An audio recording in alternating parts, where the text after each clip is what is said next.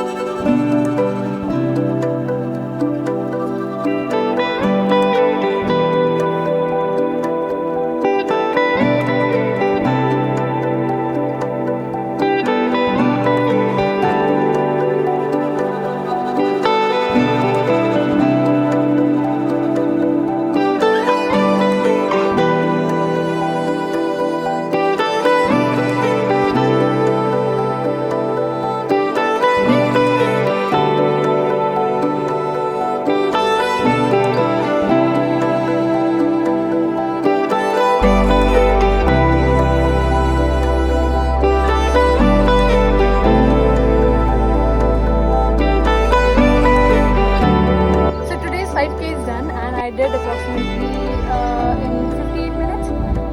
It was a good speed hike and a little bit of run. So yes, I'm trying to practice it to improve my pace here, and it was a fun jungle trail. So woohoo! So this is the kind of breakfast which I like to have. This is egg bhurji with lot of veggies. There is bell pepper, there is mushroom, onion.